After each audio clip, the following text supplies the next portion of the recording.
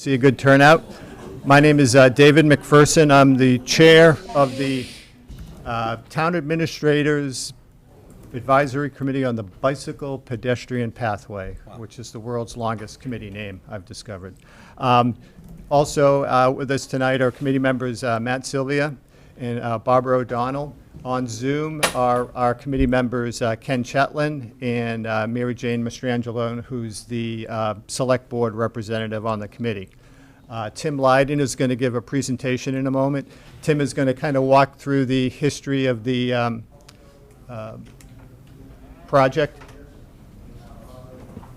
Is there a way to amplify my voice? Are you having trouble hearing in the back? Yes. Yeah, okay.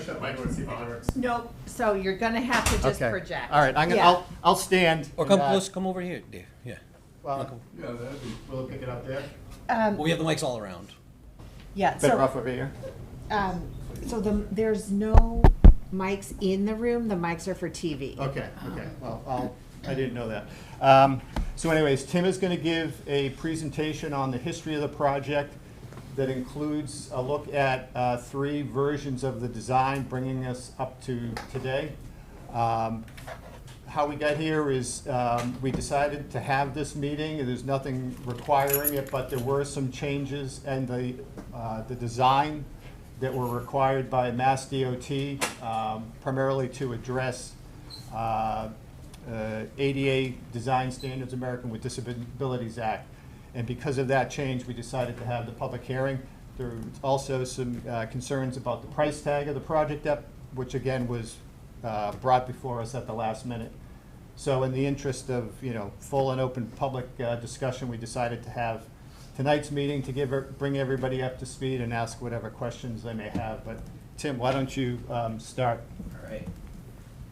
So I'm Tim Lydon. I work for the Town of Bourne Engineering Department. Been working on this project since 2017. So as you can imagine, it's been a lot of discussion. A lot of things have gone into this, and I've pretty much put the presentation together tonight to give everybody some background. A lot of you are very familiar with this, but some of you guys might be seeing this for the first time. I respect that. I'm really happy to see the turnout. This means people care, and this means that we want to get this right, I hope. So I'm going to start sharing the presentation online. And, I apologize that we have this one screen. I'm going to be talking through it. What I'm saying is more important than some of the visuals on there. It's really just a lot of words for the presentation. And then I did bring, like David said, 3 versions of the plan. And I'll go through as we go. But I will ask that we keep our questions to the end. And I think at the end of my presentation, any clarification questions you might have for my presentation first, any acronyms, any of the process, maybe give me those questions first, and then we'll delve into the bigger conversation about substance, timing, funding, and things like that. Was this brought up initially by a committee in the town who wanted a bike trail, or was this in the long term? Perfect segue into the presentation. All right.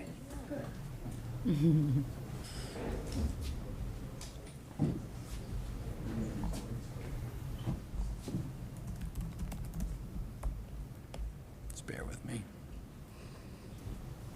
Can you share, Tim? Yeah, I just gotta start the slideshow. It's been a while. It's okay. Since I've done something You're like that. sharing, right? Yeah, I'm Okay. sharing. I'm online. I'm up here. Yeah, let me. Got every board I need to. There we go. Okay, very good. Oh, thank you. What would I do without you? All right. So we have the Bourne Rail Trail. We're here mainly to talk about phase 1. I'm going to touch upon the other phases. This will be about 10 minutes to give you some heads up. So the Bourne Rail Trail, it's a proposed 6.5-mile shared use path linking the Cape Cod Canal with the Shining Sea Bikeway in Falmouth. If you haven't seen Falmouth's version, it came out beautiful. It's been it was about 30 years in the making, and it's been around a little while. This project began as a rail width trail, and that is what it is right now, along the state-owned railroad right-of-way. The railroad right-of-way is very confusing when it comes to the ownership. The Commonwealth owns the corridor. At this phase, it is 80 feet wide. Mass Coastal is the operator. All throughout the country, usually the government owns the area. The operators have the agreements to operate on those lines. Making it more complicated, the contracts they have for the haulers to use that on that line, that is another group of people.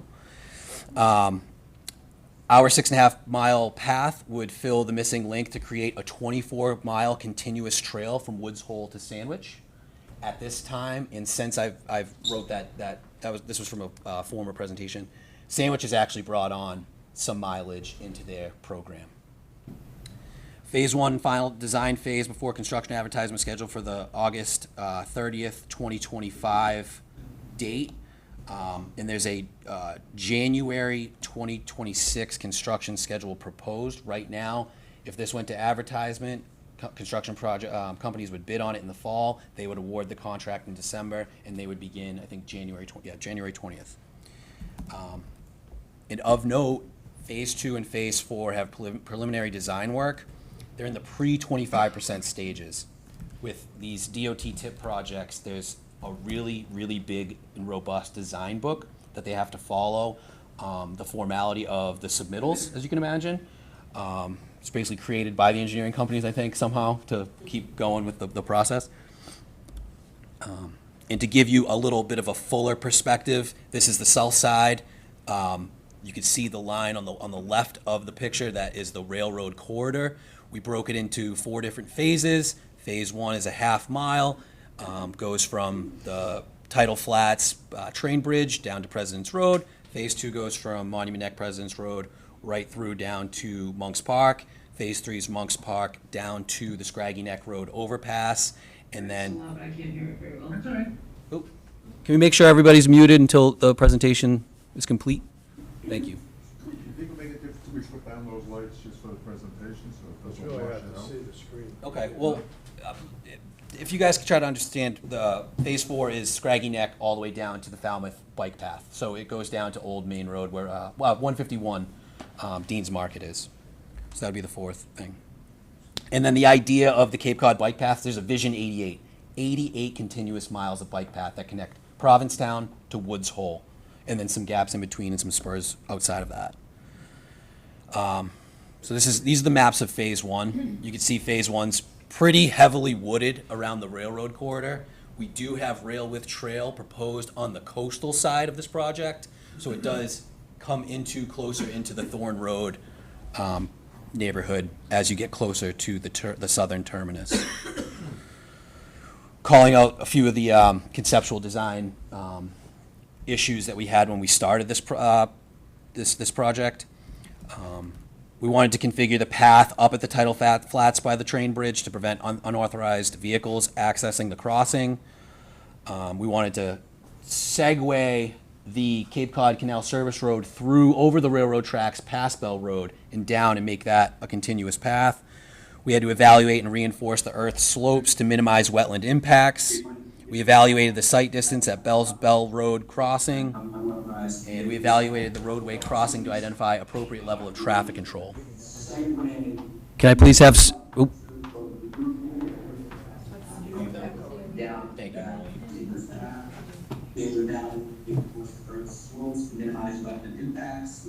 Evaluate the site distance at Bell Road crossing. Evaluate.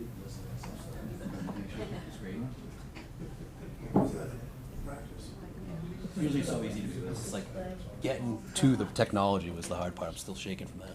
You good? Thank you. All right, so to answer your question from the beginning of the presentation, how did this start? The Cape Cod Commission did a feasibility study for this project. The Shining Sea Bikeway Extension Feasibility Study, it was initiated in May of 2016 at the request of the Bourne Transportation Advisory Committee. It was completed in April of 2017, and the findings were that if they did a rail removal and they simply did a rail to trail project at that time, it was estimated that it was going to be a $9 million project. That's going from the Cape Cod Canal right down to Route 151 at Dean's Market and Bucatino's. If it was a rail with trail, with the rail remaining with new bridges adjacent to the existing railroad to add a new path next to it, that was estimated to cost $25.5 million all the way down throughout the entire project. The rail with trail with at-grade crossings without doing any bridge additions is 14.7 million. The existing rail has 21 road and water crossings, including 9 bridges, and the project should have moved forward in the next phase of planning design. That was antiquated. So the conclusions of the Cape Cod Commission feasibility study were that it would increase bikeability and walkability, and it would benefit businesses by reducing congestion and increase access by, hold on, get all my things up, by additional modes. It would make Cape Cod a more attractive place to visit, strengthening the tourism sector portion of the economy, and increase the well-being of Cape's residents, making Cape Cod a more attractive place to live. So that's verbatim from the conclusions of that report. And then at the end of the report, it said, based on overwhelming support of this project and the significant benefits, Commission staff recommends that this project move forward in the design process to address the concerns outlined in the report. So the origins of the Town Administrator's Advisory Committee on Pedestrian and Bicycle Pathway were, it was formed in January 23rd of 2018. The first meeting was June 7th of 2018. We then applied for our first CPC funding in August 2nd of 2018. We applied for our project notification form, the PNF, which is a formal process with DOT to create a TIP process. I'm just going to touch upon the TIP real quick. Transportation Improvement Program. Every county or regions in the state of Massachusetts, in the Commonwealth of Massachusetts, has a metropolitan planning organization that comprises of select board members and government officials of that region. They make the decisions on what projects are funded by this TIP process. The TIP process has about 9, 10, 11, $12 million a year to work with. It's really not a lot of money. Most projects come in well above that, and they phase them differently over the course of several years. So what we did is we applied for a project notification form for a TIP project. So for a TIP project, and that was obtained December 2018. We applied for the Mass Trails grant January 31st of 2019. We applied for $285,000, and we got it. It's really good seed money to move forward. And we retained VHB as our consultant in March of 2019. I'm sorry, our first the CPC funding was for $50,000 at that time. So here's the breakdown of the CPC funding requests. I just wanted to preface the next couple slides with the amount of money that we requested at town meeting in total so far. So $50,000 in 2018, $50,000 in 2019, $150,000 in 2020, $225,000 in 2021, $80,000 this fall in 2024, $250,000 this past spring in 2025. As you can see, early on, we were applying for money for phases 2 and 4 as well. Those have ran into some roadblocks. Like I said, those are on the shelf right now. They're at about the pre-25% phase. We did bridge studies. We took it really far. That 25% is a little bit more than 25% of the project. You do a bulk of the project in that 25% stage. So phase 2, phase 4 were designed as rail with trail projects. We had a lot of concerns from abutters that lived in those areas that it really just wasn't going to work. We were doing takings. We were 5 feet from a couple homes, from structures. There's going to be a lot of retaining walls.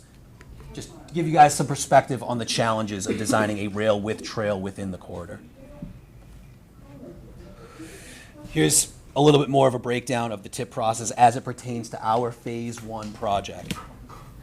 So the MPO made the recommendation to put phase 1 on the TIP March 18th of 2019. It was put on the TIP right away. And if I could let you guys see the list of TIP eligible projects, it's about 30, 35, 40 projects right now. And there's usually about 2 projects a year that get brought on. So the fact that we applied and we were on right away, that means that the MPO, Mass DOT, recognized the regional significance of this project. We had a lot of support, we had a lot of backing, everything was on the track ready to go. So it started out with an estimate of $2.2 million, and this has been a touch point the past couple months, how much this project has really cost, and as the estimates become refined over time. I also need to note that the advertisement date for our project right now is August 30th of this year, of 2025, at the end of this month, to go out to bid. A lot of things have moved very quickly over the past couple months. We started this in 2019.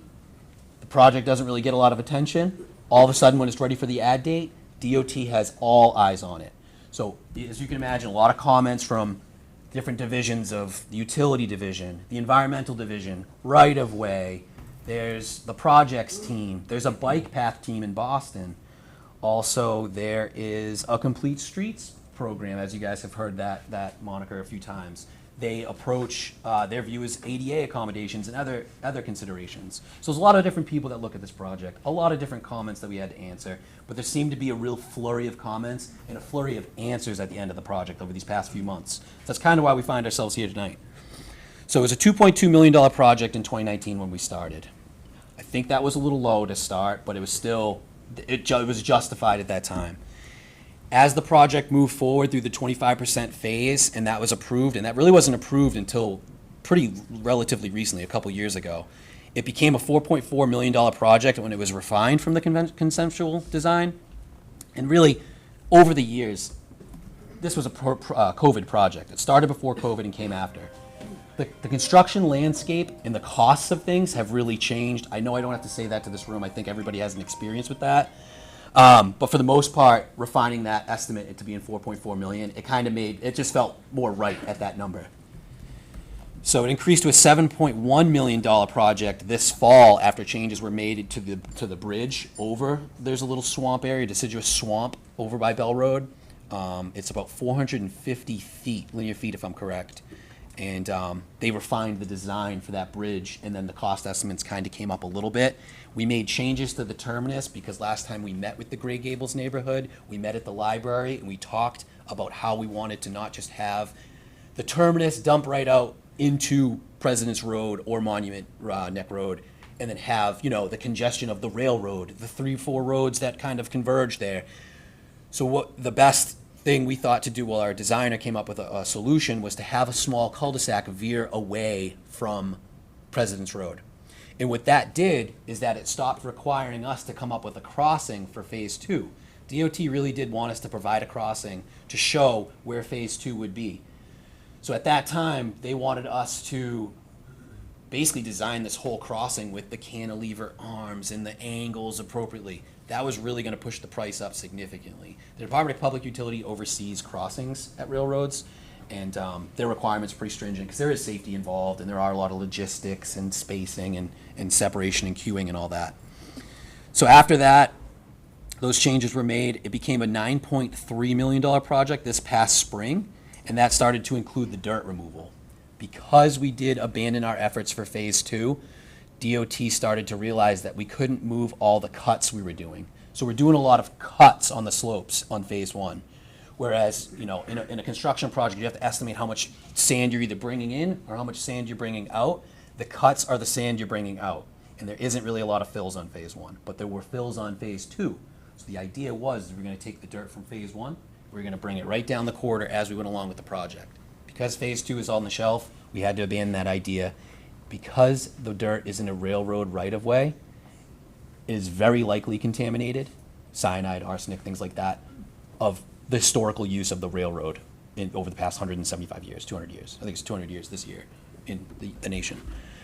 So with that cost, that was a significant portion. It's like $1.5 million for dirt removal, whether it's in-state or out-of-state. There's a very limited amount of places to bring this contaminated soil, and the testing, and the stockpiling for certain amounts of time. After that happened, they refined the price again as we got to the 75% approvals, and we came into the 100% design. Over the past 3 months, those things happened. 75% design was approved, 100% design was approved. Concom hearing for the notice of intent was April of 2025, this past spring. That was approved. We sharpened the pencil. It's $10.1 million today. So we started as a $2.2 million project before COVID. It's now a $10.1 million project today. And to give you some perspective, I made a couple other examples from Cape Cod TIP projects. So the Bursis Way project in Barnstable started out as a $1.2 million project. It ended up as a $4 million project. So big jump there. The service road in Sandwich was programmed at 5.4 when they started that project. That was in 2019. It ended as an $8.9 million project. So it was a $9 million project. And then the Cape Cod Trail extension for phase 3 for the Yarmouth Barnstable branch, that started out as a $9.2 million project, and it went out to bid and came in at $16.3 million for that project. I tried to list all the public meetings that we did outside of the committee's monthly meeting. So every month, the committee meets the second or third Wednesday of the month. I think we missed 3 in my 7 years that I've been involved with the committee. So we meet pretty routinely. These were the public meetings that we did for information. I think I may be missing 1 or 2, but these are the ones that I could go back into my huge folder of this project to try to weed out what days we actually went out and did extra public outreach. We did a public information meeting May 1st of 2019. That was for phase 1 only. In June of 2020, just as after COVID hit, we had the design public hearing. This is a formal public hearing that we do with the public, well, DOT does with the public through the project proponent, the town of Bourne, for the formal process. It's the only real public outreach that is required for a DOT project. Kind of limited in my mind. You know, projects should probably be meeting with the towns more.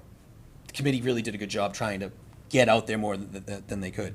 We ended up touching upon phase 2's conceptual design at that time, just because we had a really good turnout. We had the phase 2 there. We ended up showing a lot of the phase 2 at that design public hearing. That went pretty well. May 11th of 2022, we did a public information meeting for phase 4 in Katomet. That was really to introduce the project and get that out there to people. We had a really good turnout for that. That fall, November 14th of 2022, we did another public information meeting for phase 4. We had a big turnout from the Katomet folks. They really expressed that they didn't want to do a rail to trail project.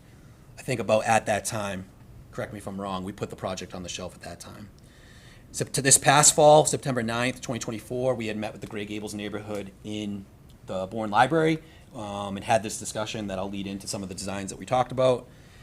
November 17th of 2024, DOT came down to do an alternative analysis for phase 2. They felt like the project stalled out. They wanted to make their pitch to do an alternative analysis for a path on Shore Road. That was not well received by the town. That was at the Bacassett Community Building.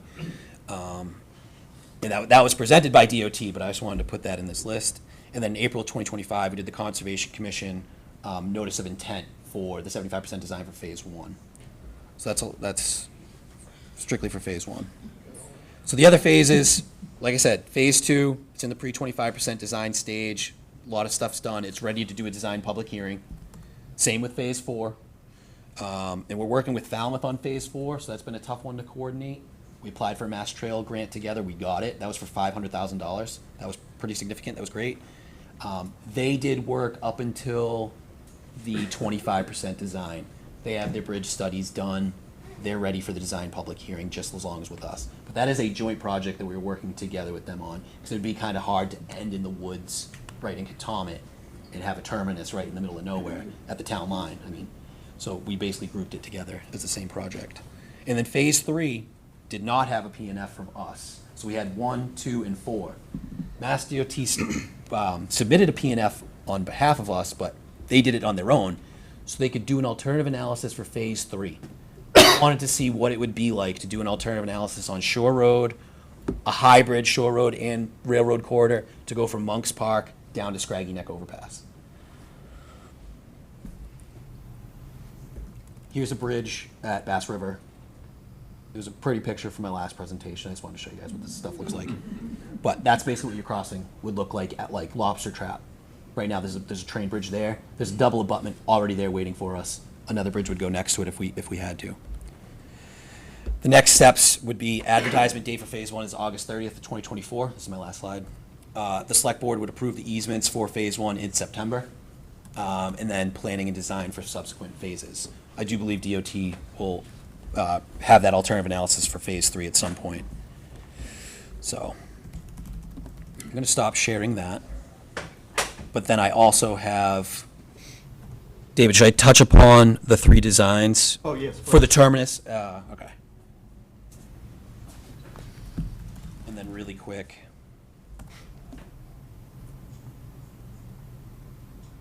Get that out of there.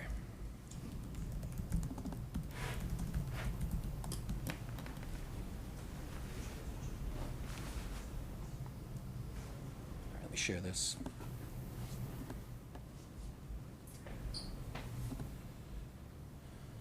Now I'm going to give you guys a quick breakdown of where the design started and where it stands today, and then we can lead into further discussion.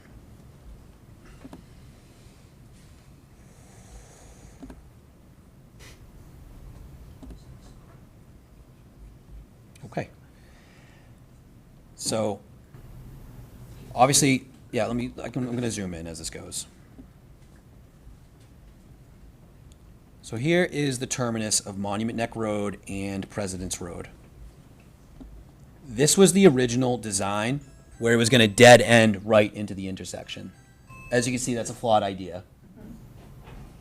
There's limited pedestrian accommodations all around there. There's not a lot of sidewalks, not even a lot of a shoulder.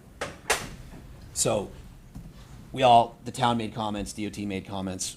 We tried to do our best to change what we were gonna do there. So we showed that.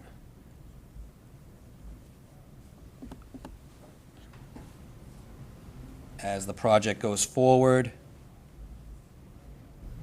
the bridge is 450 feet long. You really can't make that out in the plan anyways. So we have that design. So that segues into what happened this past fall. We ended up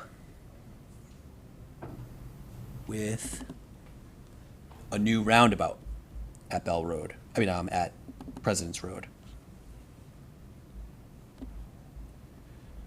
So, let me share that, sorry.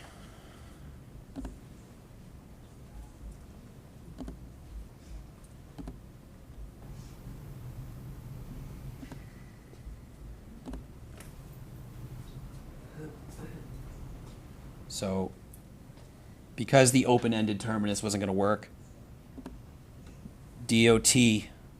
our designer, VHB, elected to bend the path more to the west into the park to show a 5-foot wide sidewalk connecting the roundabout to a sidewalk that gets you back onto Monument Neck Road. When we met in the fall, it seemed that this was the most preferred option. Can you bring up the roundabout a little bit so we can see where that is located? Is that in the park? So this was not where we landed. This was what the town suggested to DOT. So Okay. this ended up not being the design that we have today that would go out to bid.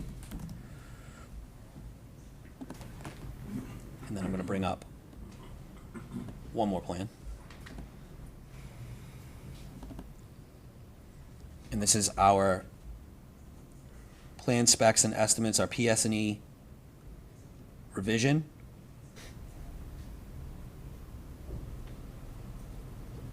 So, Complete Streets came back with a comment for our project that they did not, go Can ahead. you explain what Complete Streets is?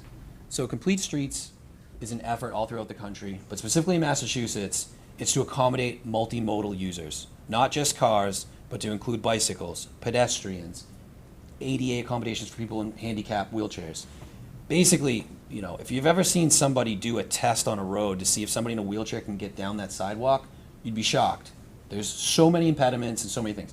Complete Streets is an effort to look at a certain right-of-way to see what fits for that area. So not every area is gonna have a 10-foot wide path next to it or a 5-foot wide sidewalk. Complete Streets is about having a different outlook of just instead of getting cars from point A to point B as fast as possible, we're trying to utilize the right-of-way the best way possible for all users. So Complete Streets is an initiative, but it's also a way of thinking for designing a road. Within Mass DOT, they have a Complete Streets division, and they are the ones that look at ADA accommodations. The last design I showed you, it really just had this cul-de-sac. It was about 60-foot wide cul-de-sac. It ended. It did have a 5-foot wide sidewalk connected to it, which I thought was the best of both worlds, but according to ADA, that was not sufficient for a shared use path.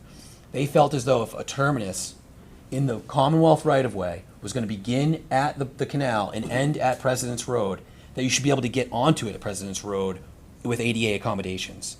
So what they tried to do is they asked us to do a 10-foot wide strip to going all the way to the end, but it conflicted with what we thought we left this fall with. So that was a little thing that kind of ate me up at night, is we said we were going to go back and say, we're getting rid of the end of the terminus to just dump bikes out into the village. We have to have signage, we have to have some sort of end, some sort of turnaround and signage that says, no bike facilities within this neighborhood, not a safe area to be if you're not an experienced biker, things like that. So Complete Streets said, well, the only concession we'd be willing to make is if we went down to an 8-foot wide spur. So at the end of the cul-de-sac, let me share this. lot of sharing.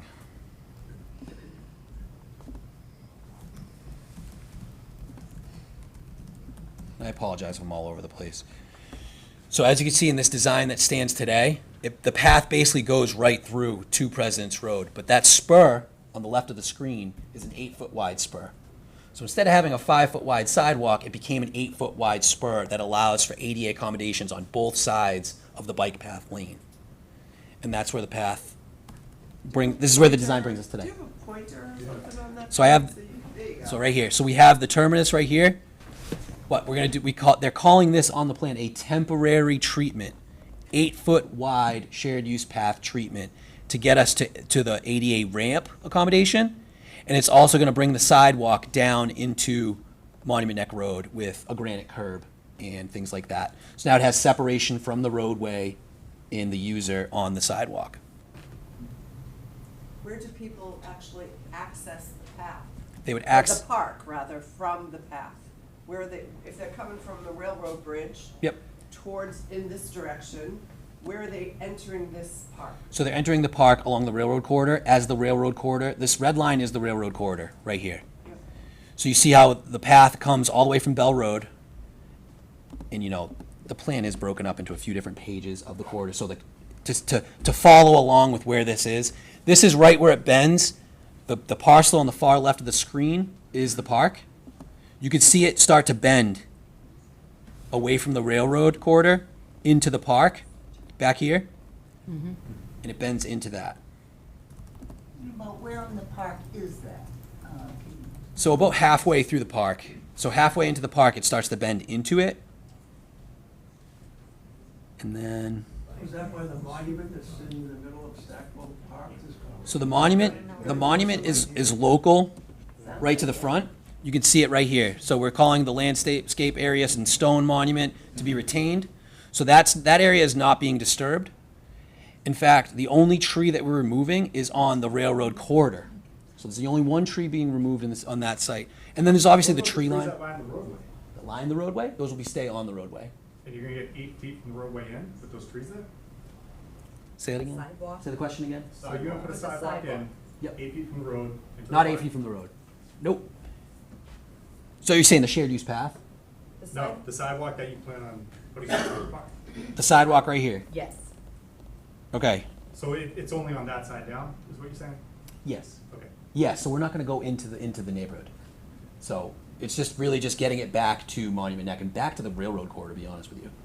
And then the little rolled sidewalk we have at that area, it allows the Mass Coastal Railroad Company to access their access road that they're building adjacent to the railroad. So that'll still be open there for their access, but it'll still have the chain link fence between that and the project. So there's a circle in there, and you said, and I see the circle, right? And up above the circle, towards the right, what is that? To the right, this is a little, okay, so this area right here is 2 benches. There's the park amenities, basically. A bench here, 3 individual bike racks, and then a picnic table, proposed picnic table. Everything else is seated and grassed with a small little access off of the cul-de-sac, and that's 5 feet wide. And where is the first house on Bourne Road? The first house on Thorn Road is back on that page that I showed you before when the bend had, it bent. Other half of the. So the house is here, which is hard to make out in the two areas. Well, I'll bring up my my GIS at some point and share that as well. All right, David, so that's pretty much what my presentation was. Okay. We're already into questions, so I don't know if you want to say anything to follow up. I do have one So question. just, we're gonna take questions, if you can just give us a moment. I'm gonna let Tim finish up, and then we're gonna open it up to questions. But just about that sidewalk? Yep. So that sidewalk's gonna be sidewalk with a curb, but yet all the way down, on Shore Road, you just have black asphalt.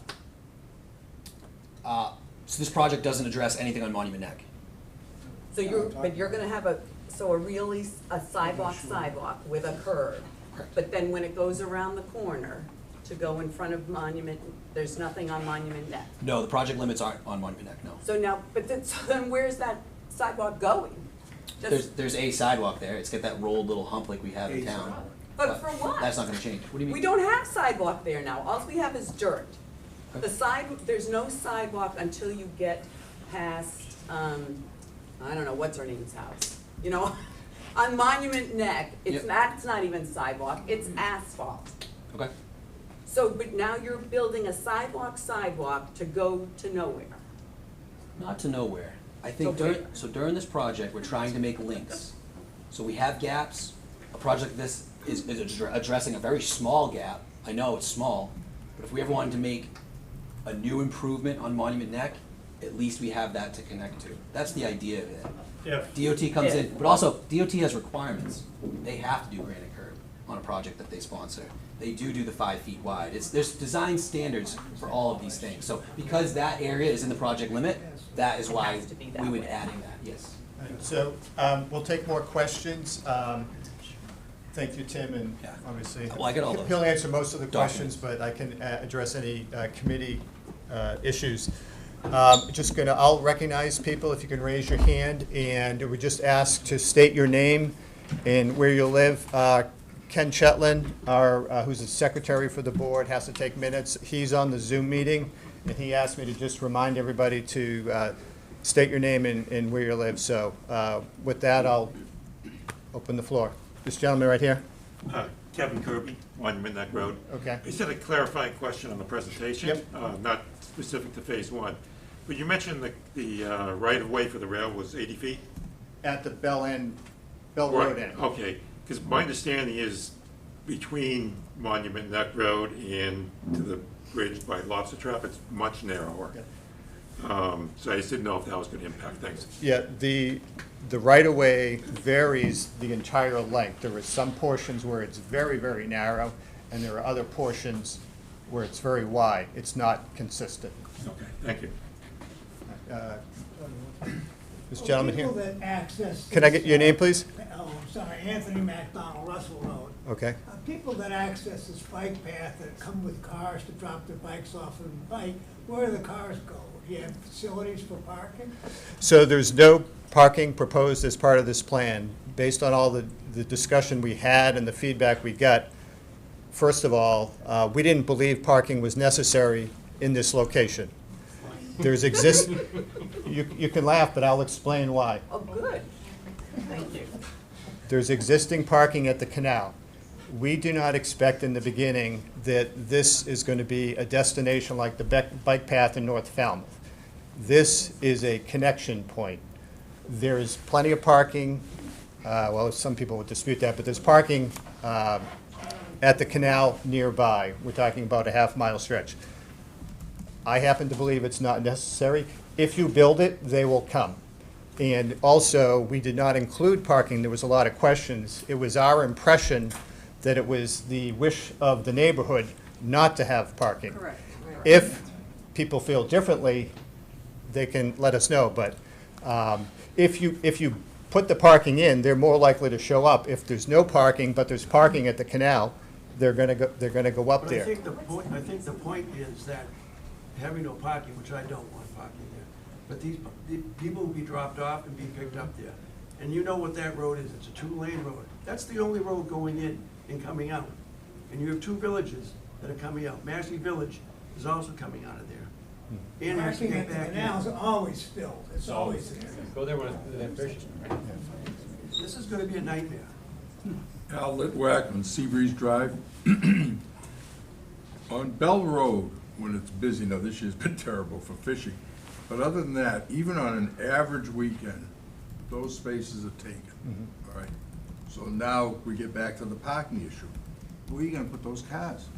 You don't wanna park them down in Gray Gables, right? Everyone's agreed on that, I think.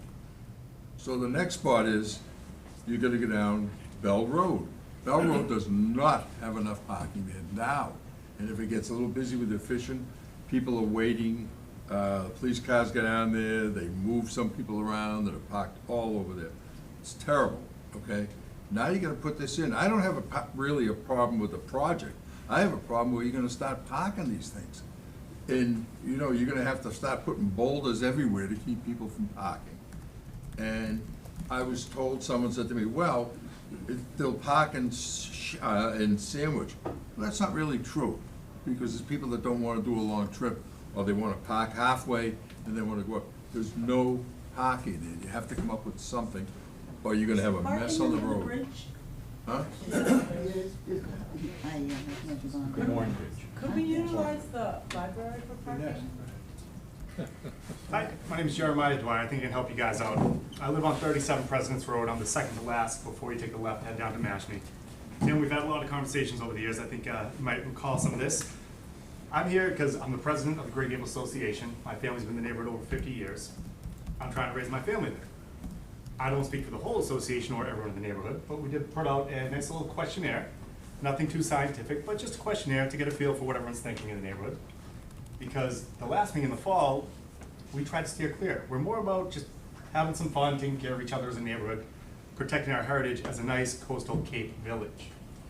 We're not trying to be the greater Boston area. We're not trying to be the South Coast. We're a small Cape village. So I put this together, no one else. If anyone has an issue, it's on me. I'd love to have a conversation. I respect all your opinions. I think a bike path, if done right, could be great. But we started with the park itself, because now the park is most likely going to go away. The plans keep changing. We don't know what's going to come. So we asked everyone, do you enjoy Stackpole Park as the entrance to the neighborhood? Overwhelmingly, everyone said yes. We asked if you'd miss it, if it was converted to a rest area for the cyclists, for anyone using the pathway. Overwhelmingly, they said yes, they would miss it. I'm going to spare you guys the comments. I'm not trying to get rude here. I want to be respectful. I want to, embrace everyone's opinion. So we move down to the next part. Are the people in the neighborhood satisfied with the current roadways? Are they safe? Could they be improved? Things like every other Cape Town has. Crosswalks, speed bumps, stop signs. Tim, you remember those conversations, my friend? That's me? Yes. Yes. Yep, okay. We've been at this a couple of years, trying to get stop signs, crosswalks for the neighborhood, and overwhelmingly, everyone said, no, it's not a safe place, it's a racetrack.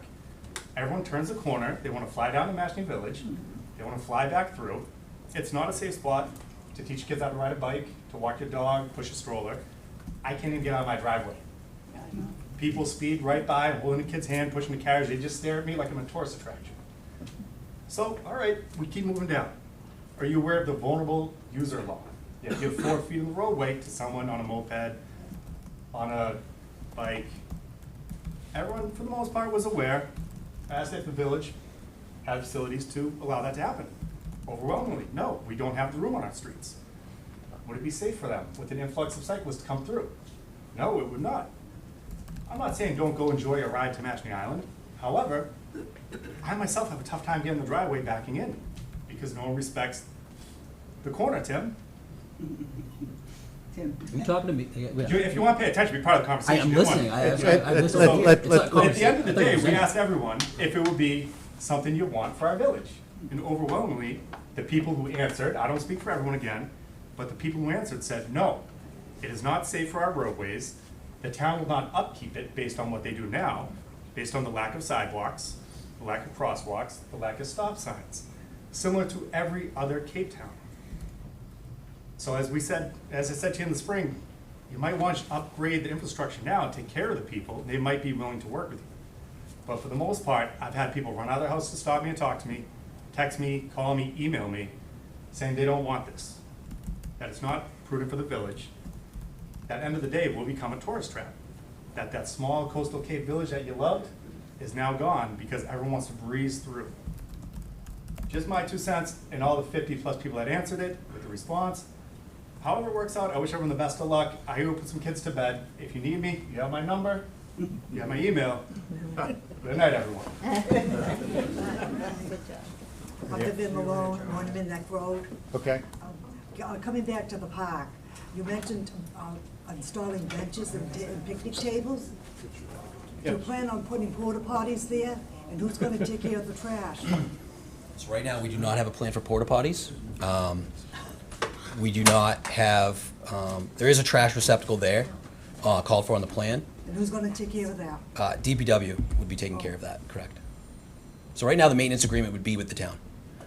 We did write to DCR about 2 years ago, They've had a lot of changes in the leadership up there. We have not heard back from them. But they do take care of the Cape Cod Rail Trail. Our hope was that they could turn their attention and take care of the Shining Sea Bike Path. But right now, Falmouth DPW takes care of their portion of the path, and right now, the town of Bourne would take care of our path. Gentleman in the back. Steve Bryce, 26 Benedict Road, I live in Gray Gables. When I come into Gray Gables, I'm greeted by Stackpole Park, and I find it attractive to me. It tells me that I've come home.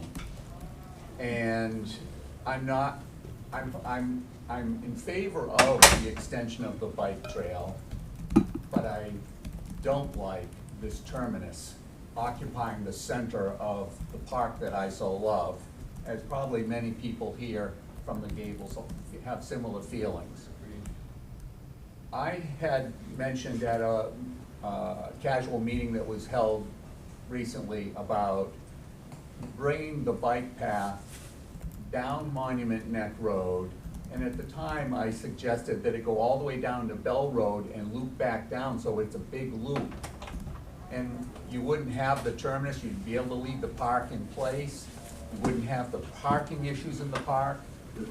And I started to look at the path along Shore Road and realize there really isn't a lot of convenient room without some relocating fire hydrants, telephone poles, and things of that nature.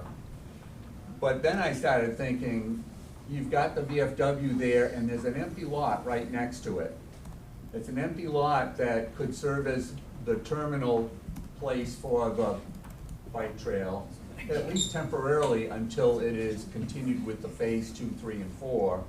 And maybe it even continues to exist there. You've got commerce right across the street with the Gray Gables Market that people on a bike might want to stop and get a sandwich, a drink, have a little break with their bike ride.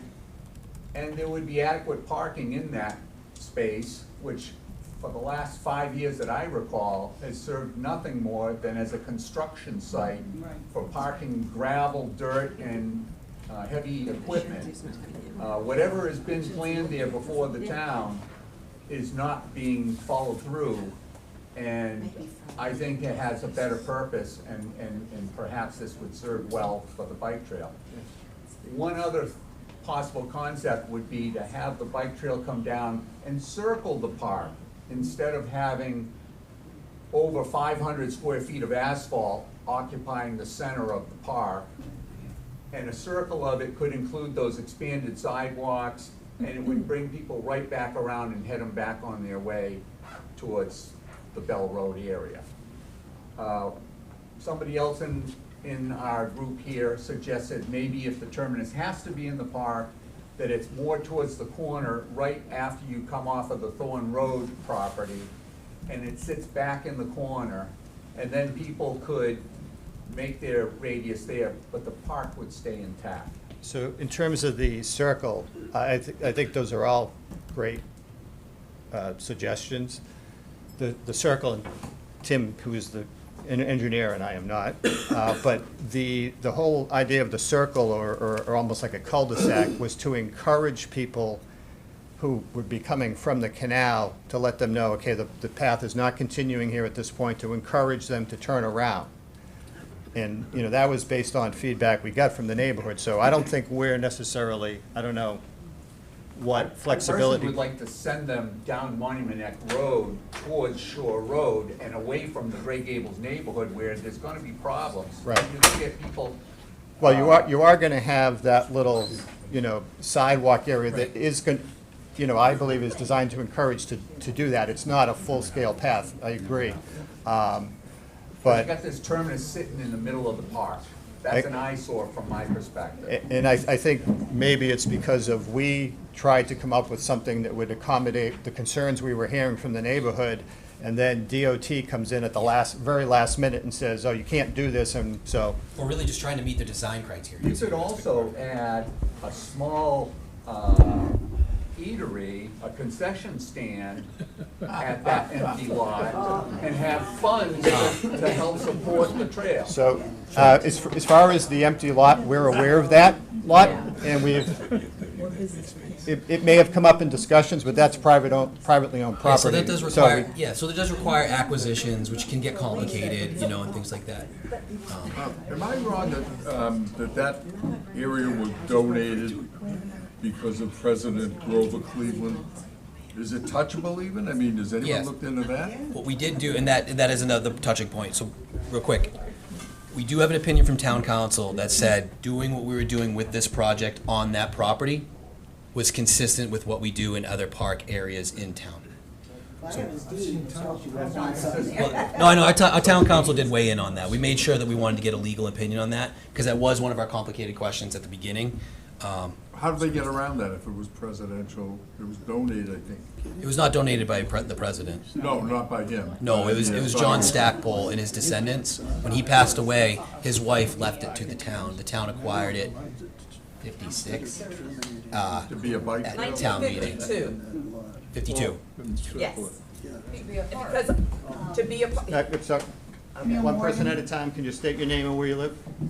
Hawthorne Road, Mr. Stackpole allowed one piece of property to face the park. Yeah. So that's my front yard, looking out through my window. And over the years, there's been issues like they wanted to put the railroad station out there, and we all got together and said, no, we don't want this to be the hangout for the nation. They were gonna bring buses in and parking spots and all that. I agree with that lot, if that could be acquired. I think it's an eyesore. I don't know how he gets away with it personally, but that's not my issue. The other issue is, I kinda like your idea of why not just make Stop it at the VFW. a sidewalk all the way around the park, and then it wouldn't be interfering with the internal beauty of the park. You know, I just think, and then on top of that, me and a few other people, we have to give up, 10 feet of our property for 2 frickin' years. And I have a man who lives there he's a contractor, so he's got all kinds of crap back there. I don't know where the hell I'm gonna put that. I'll put it in the park. It seems like we're just trying to design this rail trail here tonight. And when I read that article announcing this meeting, I'm not sure who composed it, but it's talked about $100 million price tag. 10 million. 10 million. They said 100. It's not, it went up, it didn't go up that much. We're not talking about the phase one, we're talking about the whole thing. Oh, the whole thing. Right? Okay. That's not a true Well, estimate. it was 80, and I heard it went from 80 to 100 rooms. It talked about an 8-foot fence the entire length of the trail, whatever it's gonna be. And when we met at Pecasset, people were adamant, the only way anybody was gonna support this trail is if the rail was lifted. We kind of compromised, saying, okay, they need their spur, the rails are going. So if they do phase one with a rail, that's fine. But it sounds to me like you're building rail bridges now over the swamps again and you're right back where you were 2 years ago, and it's just as ridiculous. Because if it's gonna be $100 million, if it ever gets finished, so why are we even talking about it? I think one of the comments in that little announcement was, maybe we'll just vote to table the whole thing. That's what I think we should do. And if you don't have a plan that includes 4 phases, a reasonable plan, why even start? That's to say, I'm gonna build a bridge across the canal, we're just gonna build this side for now, and we'll deal with the other side later. You know. Or have the governor sign it and build the whole thing now for a fraction of the cost, and you don't have a terminus at all, you'll just But you roll can't, the rest of the way through. you and it's can't done. leave the rail there, because now you're requiring that fence, that No, without the eyesore rail, fence. without the rail. Without the rail. It's said in the advertisement, and that supposedly it's on the governor's desk. We get federal funding, we sign this thing now, we can build the whole thing for a fraction of the cost, remove the rail, and be done with all the discussion and building. The rest of this is just. How do we do that? That's been on their desk for what, years, right? Yeah. I'll go, I'm gonna recognize this gentleman, if you can just state your name. Quiet Wilkie, Russell Road. Thank you. How does the community benefit from this? And also, you says others will come. Who's others? Those people from out of state? I mean, you're talking about the Cape, okay, it's good for the Cape, enhances businesses, everything else. You see the traffic out there? Trust me, the Cape is good the way it is. So, how's it gonna benefit the community? And, you see, federal dollars. Federal dollars are our tax dollars, our money, not, it's our money. So, and are we gonna, our taxes are gonna go up? What's gonna happen? Well, I'll address, Back to the first question. I happen to believe, in my personal opinion, it'll improve the quality of life in Bourne and in Gray Gables. I got involved in this project. You live there? Excuse me? You live there? No, but I live in Pocasset, and if it ever goes all the way through, I'll benefit. Yeah. Can I make, excuse me, can I make my point, why I get involved in this project? Because at one time, I had an office in Falmouth Center, and I would ride the Shining Sea Bikeway to work on a daily basis. And I believe it was a benefit to the town of Bourne. We have the canal, it's a natural link between the two. It's not bicyclists who are using this the most. It's pedestrians. It's local people who's walking, people who benefit from the exercise and being outdoors. And yes, in the summer, you're gonna have visitors, but year-round, it's local residents. So I believe, and you'll never convince me otherwise, that it will improve the quality of life in the town of Bourne. In terms of your point about the money. Yes. I agree, the price tag is stunning. If town of Bourne says, we're not gonna take this money, your taxes and my taxes are not going down. Right now, there's a list of about 31 other transportation projects just on Cape Cod that total $393 million. Those are what they call unfunded projects, or unprogrammed projects. Projects that are in the pipeline that are looking for money. If we step away from the $10 million, trust me, there are 14 other towns on the Cape that'll be more than happy to take what Bourne's giving up, and our taxes are not going down as a result.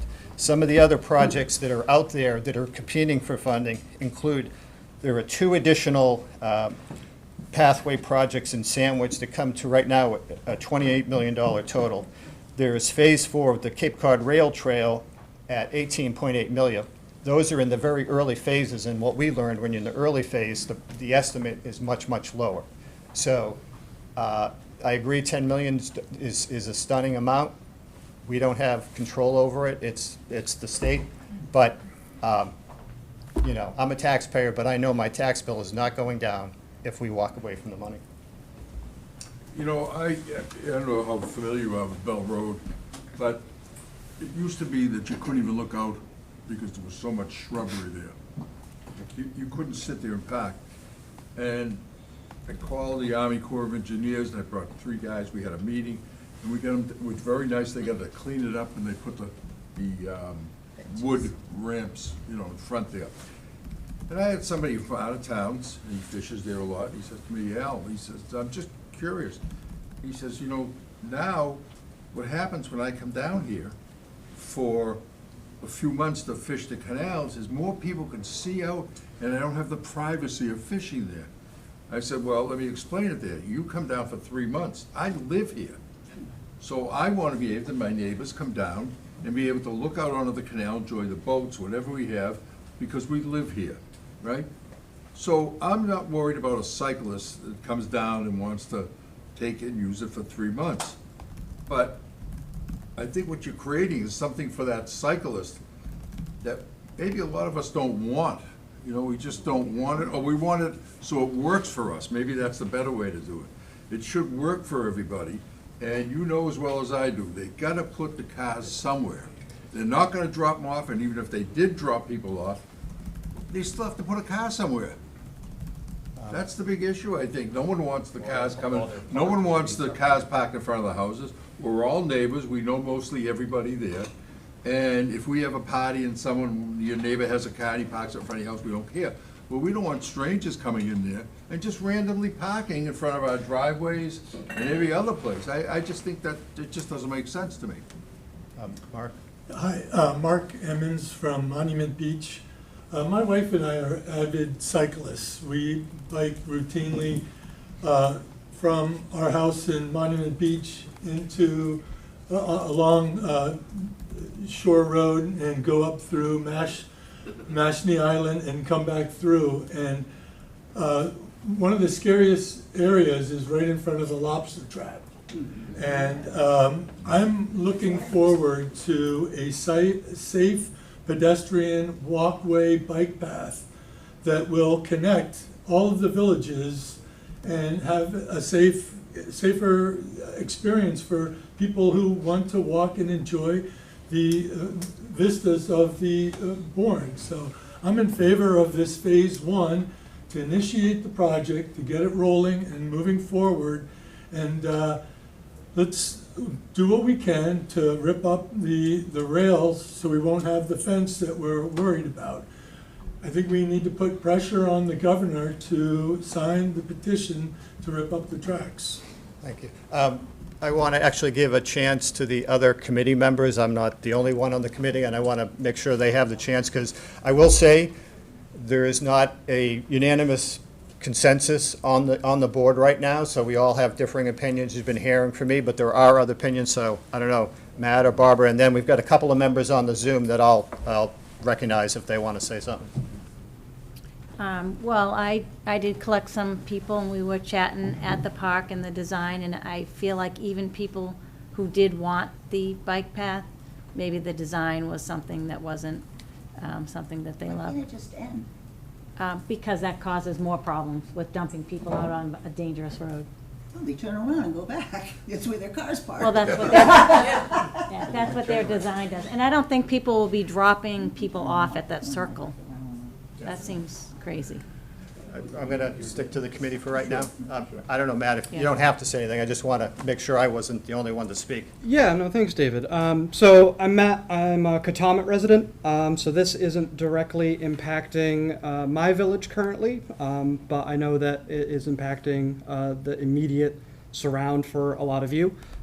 So I think my main concerns with this session tonight, I think that I'm at least hearing a lot about concerns regarding the phased execution of the project and things that are going to be required to support that approach, despite perhaps being, or perhaps separate from supporting the bike path project as a whole or not, that there may be some in the interim concerns with what's happening to the park, and also whether or not something should happen to the park, right? That is a culturally important amenity, I think, to Gray Gables. Again, I may be speaking out of turn because I'm not a resident of the village, but I think that it is an important thing that deserves due consideration to make sure that we're handling that in a transparent and an open way,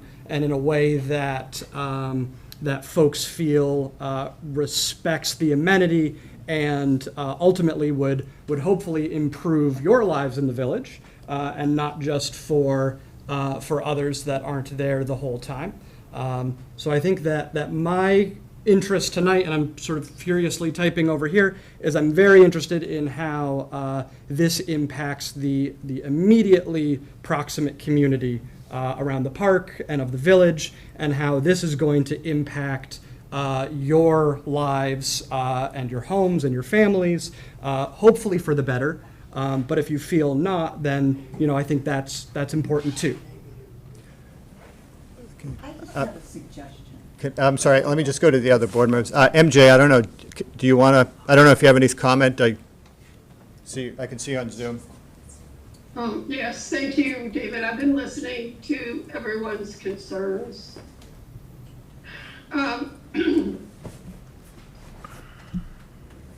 So there are obviously from the comments a lot of concerns about the terminus and the way it's designed now. And I think that a lot of the concerns that the neighborhood has expressed their concerns well. I think that we have, as a committee, the Bike Path Committee and the Select Board,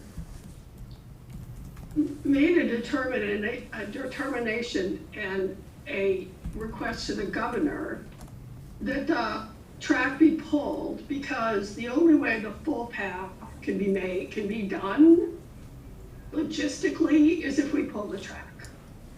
It is pretty much clear to anyone who lives in this town that trying to do the bike path with the rail is not a feasible project. My concern right now is we don't know what we're getting. We don't know if they're gonna pull the track. We don't know what's gonna happen with phase 2. And having attended the meeting in November and looking at phase 2 is almost as like 2 pieces. Like there's a beginning of phase 2 that goes from Monument Neck Road to Monument Beach by like Worcester Ave, before you get to like the Monument Beach thing where they have to go out into the road. Even if we knew that the path was going to continue to there, the terminus in Great Gables would be different. It would be not a circle at the Stackpole Park. It would be going straight through. It wouldn't have the same kind of impact. And it would be a path to somewhere where there is a terminus, where there's a beach, where there's a playground, where there's pickleball courts, where there's right now a fire station that we could make into parking. So my concern right now is we don't know what we're getting for $10.1 million. And I'm also concerned that about $3 million that cost is rail accommodations. And we really don't want the rail, so why are we paying $3 million to improve the rail if it's not what we want? So my inclination right now is to go to MassDOT and say, there are neighborhood concerns. You've made last minute changes to the project that we're not comfortable with. We don't know what we're getting, and we want to not go out to bid until we're comfortable that this is a project that the town wants. And that's really where I am now. I mean, I want the bike path. I think it would be awesome as a total project. I think the phasing, if we can't phase at least until Monument Beach, it doesn't make sense. I don't think phase 1 is a standalone and the terminus is designed makes sense for the neighborhood or for the $10 million investment. And that's really where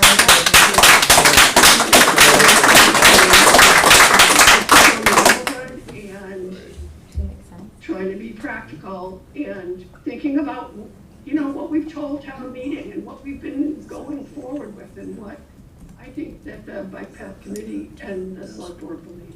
That's where I am. Ken, do you want to make any comments? Thank you. Yes, Dave, I appreciate the opportunity. My name is Ken Chaplin. I'm on this committee. I'm also involved with the Friends of the Bourne Rail Trail. Been working on this project since 2016. Really appreciate hearing the community's feedback on this phase. Listening to everybody's comments, you know, I want to really say that I agree with MJ, and I think that the solution to everyone's concerns is to remove the track. If we remove the track, we don't have a fence. We have a right-of-way on which the path can be built. We don't waste $3 million or undoubtedly more on improving a rail line that is very little used and only by one private business. We always have the option, if the towns or the military decide they need a track, to build a new track as part of the bridge project in inland areas instead of running this train through the most environmentally sensitive areas. I think that there are really compelling reasons to build this path. I think it will be a huge boon, as the Shining Sea Bikeway has been for Falmouth. I think it will be, you know, end up the #1 attraction in Bourne as it is in Falmouth. So I really want to see the path built. I understand the concept of starting to do phase 1 with rail with trail, but frankly, I am concerned that that will be the only phase we build. You know, phase 3 is the trickiest phase, and it hasn't really even been designed yet. The projects that Tim showed us in his excellent presentation didn't say how long those trails were, so it's hard to compare the money that they cost to the money this will cost. And to respond to the gentleman who raised the $100 million, he's absolutely correct. That was my estimate, revised after the phase one became $10 million. Up to that point, our estimate for the whole Rail with Trail project was $80 million. There's no way it's only $80 million if the first half mile is 10. So that's where the $100 million number came from. You know, I think that there is a real chance, and I want to be straightforward with the community, that if we build this phase, it will be the only phase, maybe forever, certainly for a long period of time. And you know, if you look at, for instance, the path along 130 that ends at Pickle Cove, it's been that way for years and years. So to the extent, in particular, that the Gray Gables community is concerned about it being the terminus, I think that is a very reasonable concern. The solution, in my view, is to put this publication of the RFP off for all the reasons MJ mentioned, and then to put pressure on the governor's office to make a decision. The decision has been pending for months and months, years, and what we really want the governor and the lieutenant governor to do is to make a decision about pulling the track. And if they pull the track, we have a greenlit project, and we have up to $25 million in federal funding secured and ready to go, and its only condition is that the track come up. If, on the other hand, the governor decides that she's not willing to authorize removal of the track, then I think we have an answer we've needed for a long time. And we'll have to make a decision about what we do at that point, whether we abandon this project until the track comes up or whether we want to go back to another concept. The last thing I want to say, because I don't want to go on too long, is that there has been mention of DOT coming up with an alternative for phase 3. That's the one that's not really designed. And the alternative, which we have not yet been able to get a copy of, we have been told it runs along Shore Road as a dedicated, safe pathway. To the extent that we see all the complications with this first phase, it is a tip of the iceberg to phase 3. And if we're going to start talking about running a pathway along Shore Road, which is too narrow at this point to even have sidewalks, we are talking about taking many, many properties at gigantic costs. So I think, although we haven't seen that plan, I don't think that plan is workable. And as I said, I really think in the end, if we want this path to happen, we have to have the track pulled up. And that's why we've been encouraging everybody to write the governor to ask for a decision about pulling up the track. Thank you, David.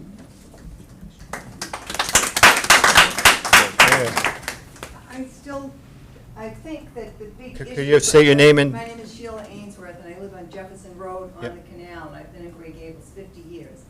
I think the big issue is the parking, along with this, the rail. The rail is a whole separate issue, and if you want to build the path, I'm a biker, I have been a biker before I became crippled and I'm old, but I'm not against the path and the walking part, but it's the parking. Where are these cars gonna park? And we can't even in our own neighborhoods park. Everybody has to have a driveway. So to me, that's the big issue. And for the people who abut the park, Vivian Malone and this lady who abut the park, they're sacrificing their lifestyle for people to come in. One picnic bench for, how many bikers are gonna be on that path? 100? And they have I see bikes all over the city of Boston, and people are carrying whole families on them. So you're gonna stop for one picnic bench. There's gonna be trash, more than one trash barrel can handle. So to me, the issues of building the thing are one thing, but the separate issue is the parking. Where are they gonna bring all of their cars and park? I mean, I've gone myself to areas and you go around looking for a parking lot where you're paying to get into an event and you can't park. So to me, that's one of the huge things that has to be dealt with. Aside from the building of it and the money being sacrificed or anything, it's not just affecting Gray Gables, that neighborhood, that's the huge impact. But it's affecting all of the areas on the way down into Gray Gables, people pulling in, unloading their bikes, and whatever else they have with them. I just think that it hasn't been thought out enough for it to be common sense. Yeah. And the areas of other, bike paths I've seen, they're in the middle of quote-unquote nowhere, but there is parking available for people who are into that type of thing. And that's a huge issue in a place like this. There is no place to park. Thank you. John?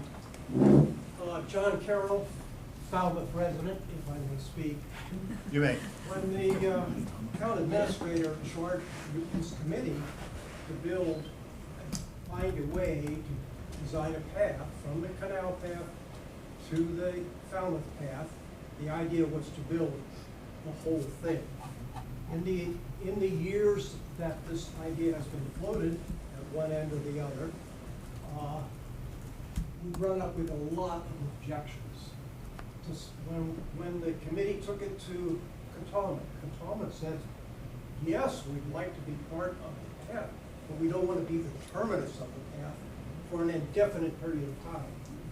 Now I'm hearing the same thing from Gray Gables. I believe that it would be wrong to start doing something that we don't want to do. Over the time that these presentations have been put forward, people said, we don't like the idea of taking private property. We don't like the idea of any town being a village being a terminus for some period of time. And certainly, we don't like the idea of a fence down the spine of Bourne. So I concur with Ken, MJ, and others who have said, I think we give a stop where we are and rethink either the whole thing or wait until we can do the whole thing. Thank you. I'm Judith Litwack on Seabreeze. I definitely agree, and I don't think I'm alone with what this gentleman just said and the two committee people that we all clap for. I don't think we should start this unless we know for sure that we're going to continue for the next all four phases. Just starting for us, and if the other three phases don't come about, we've done nothing. What have we done? I think we should table this and make sure the whole project gets done. I just had a suggestion. I agree with what everybody's just been saying. But if we did go through with it, and you did do this terminus, I think it's a visual issue too, in that I'm not an engineer. I look at those things you showed us, I'm like, what the hell does that mean? Yeah, I wish I could show you better. I mean, go and put some pegs down. This is where the path is. This is where the circle is. With some orange tape between it, and we can see it. How much of the park are they talking about, and where is it going to be? And I don't think you should have a picnic table. I agree with that. Just turn around and go there. Is the park considered an historic site because of over Cleveland? So we have a lot of sites, but there are more structures on the Mass Historic, the MACRIS list.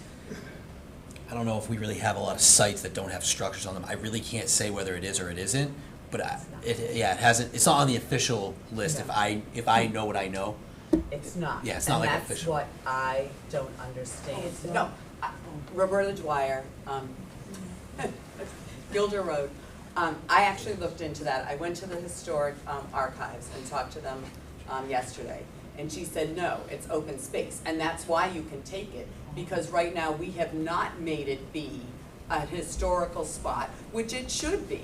Because if the railroad station was still on there, we wouldn't be talking about any of this, because there wouldn't be room for you to put your little terminus in there. You moved it to Uptuxet, it's not there. There's still a water pump that I would believe, but I don't even know. It's staying, yeah. It's in your picture. Yeah, it's staying, yeah. And is the Stackpole, the monument rock going to stay? We made sure none of that was touched. That's why the And there's ended up no being way you're waivers. only taking one tree. I don't believe it. I don't You don't have believe to. it. You don't have to believe me. I said what I said. It's- I know you. I feel like I'm like being talked like I'm the one that's doing this project by myself. So, I know. I know. So I will totally. tell you, I have gone on that Shining Sea bike path for 30 years. I love it. There's no terminus. There's no place where, I mean, there's 2 parking lots that do have benches and bike. You're going to put that in our neighborhood, and you say the DPW is going to take care of it. I will tell you, ask who took care of the DPW, that little triangle in front of the cemetery. Does the DPW take care of that? No. They mow it. Right. They mow it, right? Right. I'm the one who went out there, and my neighbors saw me do it. I went out and took out the weeds, took out the bushes that are too high. Your DPW is not going to take care of it enough to our standards. The park used to be even more. It will I'm not. gonna recognize this gentleman here. Kurt Duane from Gray Gables, I live on Gilder Road. If this doesn't become available, and I think I mentioned it at the last meeting, Tim, at the library, how about we start at Bell Road and fix that sidewalk all the way down into Gray Gables? I mean, that's how I ride my bike, up that sidewalk, and I go Yep. down Bell Road and I get on, which a lot of people do. And it was put in way back when, so kids could come out of there and they could walk it up and get to Bell Road, and then they could get on the Canal Road and get to the fields. But why don't we take that and we don't need to make it any bigger or make it a bike path. Because I rode it the other day, and there's the roadway, then there's an island of grass, and then so there's plenty of room if you want to make it a foot or two bigger. But just take the time to fix it. Barbara? Yeah, I just wanted to say that bike paths are always built in phases. That's just how it works. You build a phase, then you add on to it. And then what was my next thing? I can't remember. I can come back. Oh, no, it was important. It was that if you are putting the bike path into Gray Gables, into the park there, we would be able to use it. There'd be a path for us to get on. We could sit down on the benches. Well, right now, we're not allowed to be on it. We weed it and fix it and mow it and pick trash up, and that's it. Rob Manson, Monument Beach. Quick question, just I'd never asked it earlier. Is the governor in favor of this? Is there any chance that she signs this thing on her desk? I mean, a lot of us have reached out, and I don't think anyone has an update. I don't know, I mean, I know it's been on her desk, so to speak, for over 2.5 years. Does she know it exists? I think she does. I mean, I can tell you, and Ken, you may want to jump in, or you may not want to jump in. Myself and a few other folks did attend a meeting, not this summer, 2024, I think June 2024, at the State House with the Lieutenant Governor, and they brought in people from DOT and in other agencies, and there was a discussion. I think that may have been, we were pushing our point of view. They were kind of pushing back that the tracks could be pulled up. I think it's where they came up with the alternative design for phase 2 that was subject to the meeting in November. We don't have a final decision. I'm not even sure that we even have a unofficial, opinion. So that's as much as I know. Thank I you. have one more. I can add slightly to that, David. The governor, our information from various sources, including Congressman Keating, who's a huge proponent of removing the track and building the trail, and he's had conversations with the Lieutenant Governor. I think the governor and the Lieutenant Governor really like the project. They really would like to see this path built. I think their issue is whether or not we can take out the track. And they, have not made that decision, and we've made lots of arguments why the track isn't necessary and why there are alternatives. But that's really the issue they're grappling with. It's not that they don't support the extension of the Shining Sea Bikeway through the town of Bourne. Thank you. Hi. So, Could you state your name? sorry, Jen Scanzio, Russell Road, Gray Gables. Yeah. What is, right now, we're all having a discussion, and then we're gonna leave the room. What is the next step? And whose step is it? Is this committee? I guess I want a resolution to this meeting, meaning, are you gonna say to MassDOT to cut it, or are you gonna go forward? Is it the town administrator's job? Is it your job? What are the next steps? So there's not going to be any decision tonight. So we're an advisory committee, and ultimately, we don't have the final say. And I don't want to put it on somebody else's shoulder, but you heard, you know, our representative from the select board about what her opinion is. So I think it's, you know, maybe at the select board level, they have to decide what they want to do. You know, we agreed to have this meeting to solicit opinion, you know.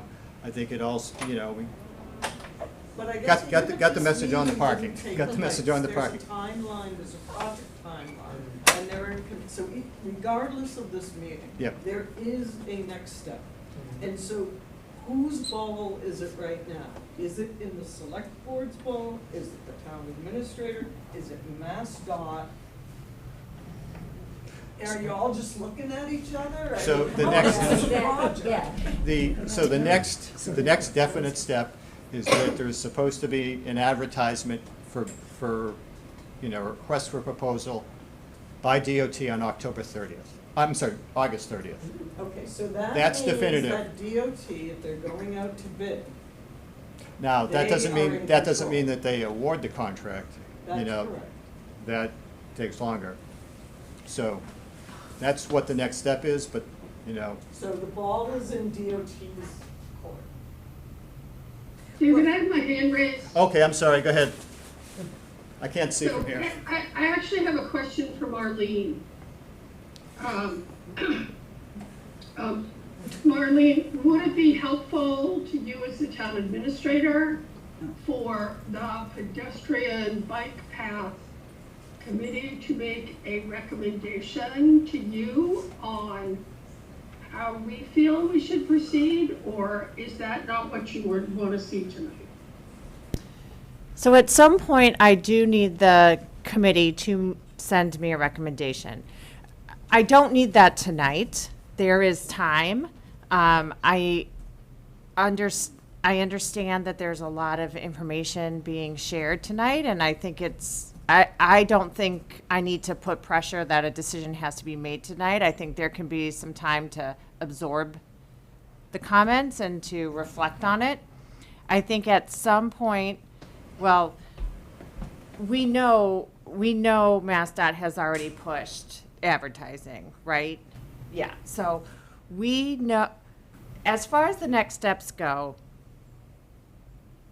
we know it's not going to be advertised by August 30th. That, we already know they missed that deadline, right? No. No, okay. They would apply for an exemption to advertise and then follow up with things that they were supposed to do this month. Okay, okay. So they would advertise conditionally? Potentially, yes. Okay, so I think at some point in the month of August, it would be helpful for the committee to take all of this in, to meet again, to talk and take a vote on whether or not they would advise me to essentially pull the plug on phase 1. So we have a project number, it's designed, we have the entire thing ready to go. Does the committee want me to stop the project before it's advertised? The other thing is that the committee could let the advertisement by MassDOT go, and the select board can discuss whether or not they want to move forward with taking the easements in September. And the select board can decide to stop the project after the advertising date has passed in September. So there are a couple of different ways to approach this, but the decision does not need to be made tonight. The decision needs to be made before any easements are taken, and the decision needs to be made before the town essentially agrees to sign on to the award of the contract. is it possible to ask them to extend the advertising date while a lot of these issues are addressed, particularly if they're doing some exemption that means they're not really advertising yet? Yes, I can ask MassDOT to delay advertising. There is some risk to that, which we understand. The federal fiscal year starts October 1st. So if the project is not advertised essentially now by September 1st, then we would not necessarily be guaranteed funding in the next federal fiscal year. But we know how the TIP process works, and we know that if we come back having resolved this, we're likely to get funding in the next round. So it can be delayed with taking on some risk that we may not get right back in line for funding, but eventually we would get back in line for funding. Can I ask can I make a follow-up comment, David? Yes. So, at this point, if I'm going to speak as a select board member, I feel it's important for the pedestrian bike path committee to make some sort of a recommendation that the select board would be able to consider, and whether we do that, whether this committee does it tonight or sometime before August 30th. I feel that we should notify MassDOT that the town has concerns. You know, we were they made a sort of last minute change to a terminus that didn't come, that wasn't what we were expecting, that opens up a whole question about what we don't know. We have unanswered questions. I think the best thing is to ask MassDOT to delay. I don't want them to go through with bidding and everything else and then say, well, no, we don't want it. I think we should, if we have concerns and we're not ready to move forward with this phase, we should let MassDOT know that. I think that's good communication, and I think it happens.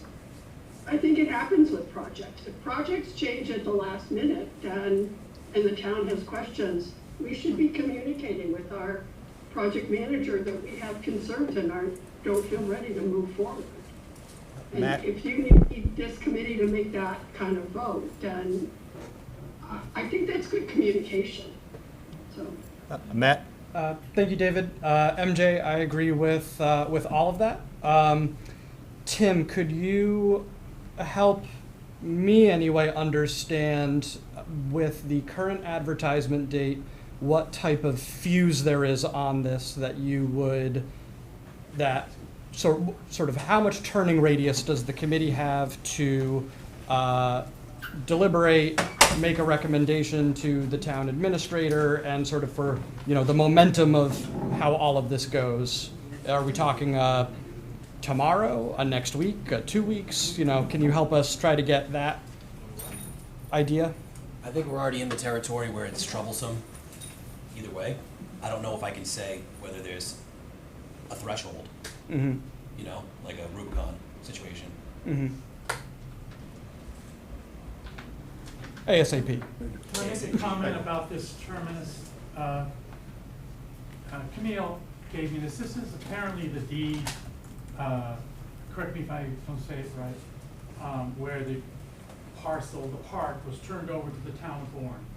And so just as a matter of information, said premises are acquired by the town under the vote of said town under the 89th article in the warrant for the annual town meeting of 1951, held on February 12, 1951, and are conveyed on condition that said premises are maintained as a permanent memorial park in the same manner as other parks in the town of Bourne are maintained, and that no buildings, signs, commercial activity, or public entertainment is allowed thereon, and that the grantor is permitted to erect a tablet thereon reading John F. Stackpole Memorial Park.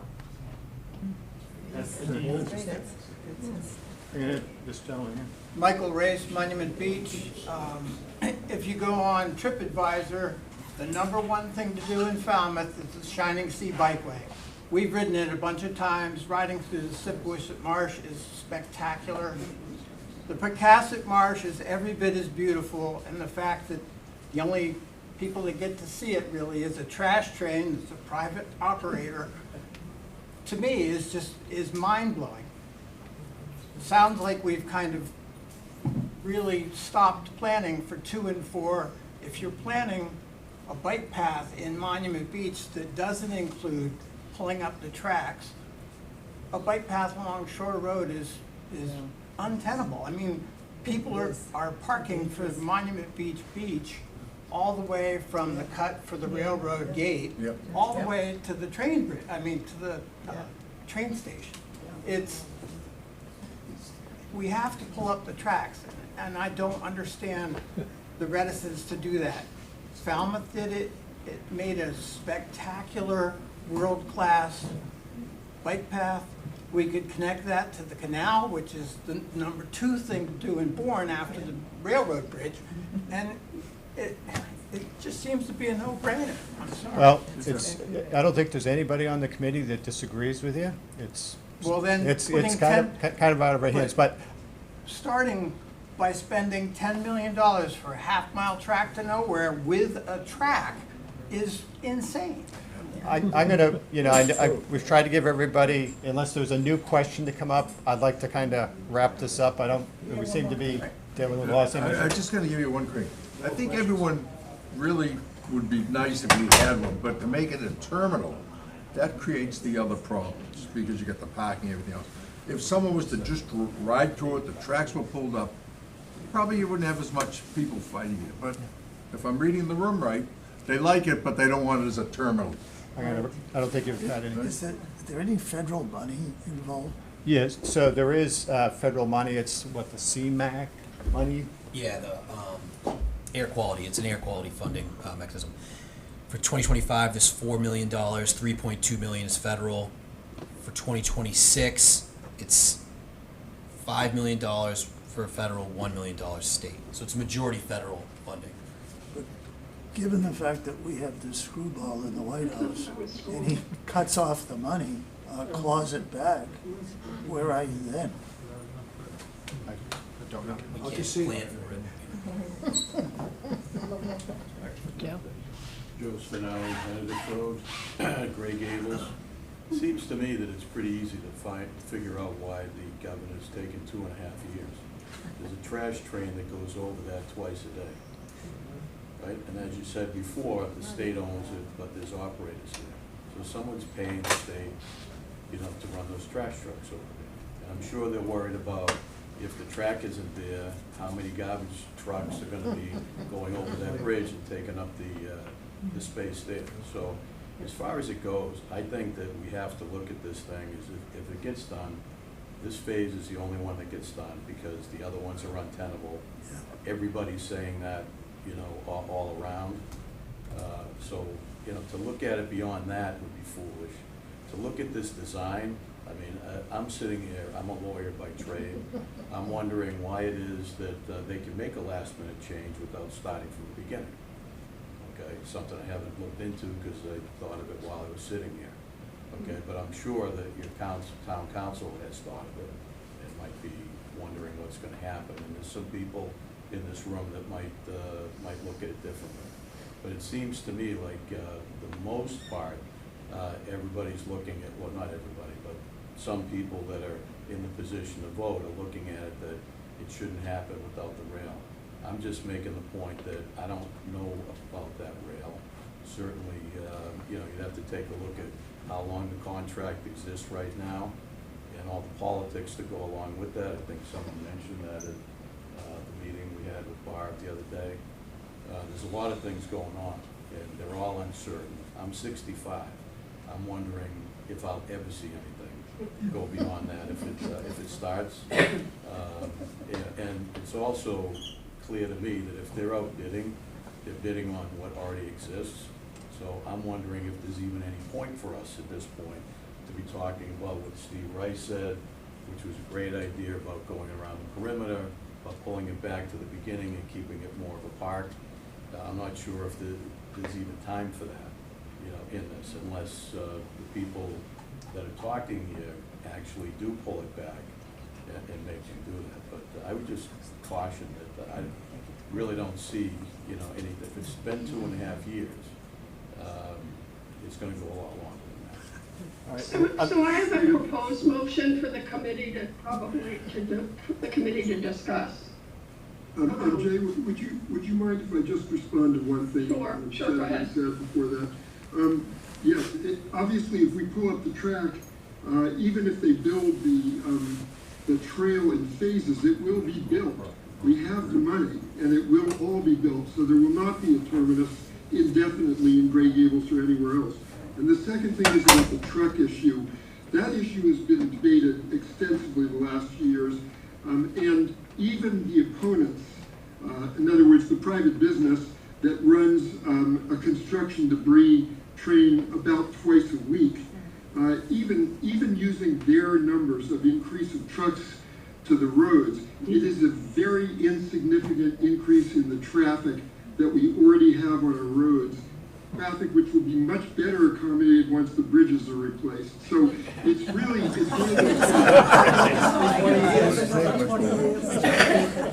I'm not saying the bridges are going to be done tomorrow. What I'm saying is that the increase in truck traffic from removing that track is an insignificant percentage of the traffic we have on our roads. It won't be noticed.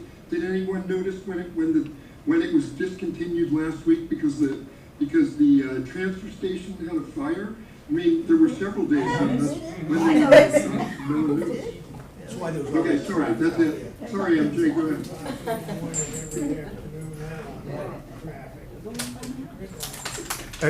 MJ, go ahead.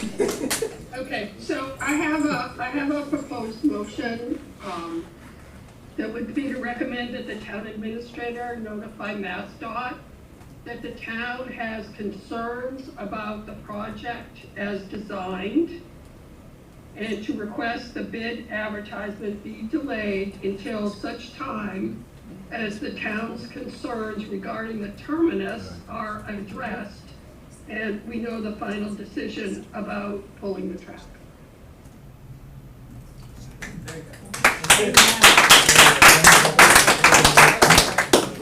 Well, one more question.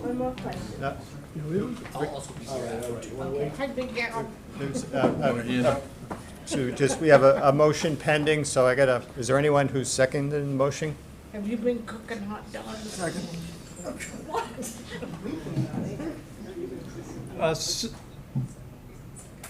David? Yeah. Sorry, MJ, was that a motion that you just made? Yes. Oh, sorry, Yes. you're muted. Yes, it was. Yeah, I'll make it as a motion. Okay, I would second.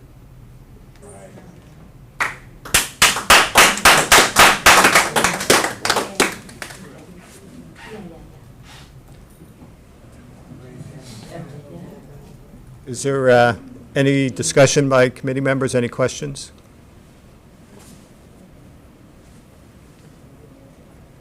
So my major concern is I would like more information on what the potential consequences are of requesting the delay. Can it be delayed? I just feel like I don't have enough information to support the motion right now. Not saying I wouldn't, but I don't know what the consequences are if we vote to support the motion. Matt? So I think that my concerns are there's a lot of discussion about getting in line for the tip money, falling out of line for the tip money, needing to start the process to some definition of over.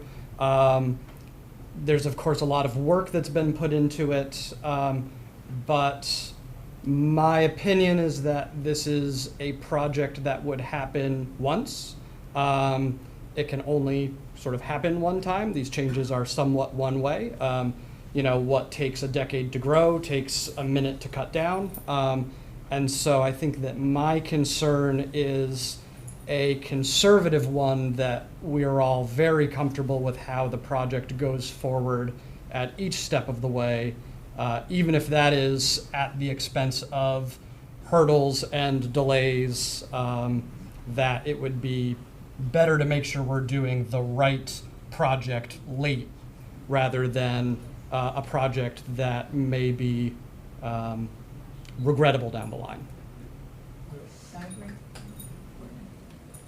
Any other discussion by the committee? All right, I'll do a roll call vote. MJ? Yes. Ken? Yes. Barbara? Yes. And Matt? Yes. Okay, I'm going to vote no. So motion passes 4-1.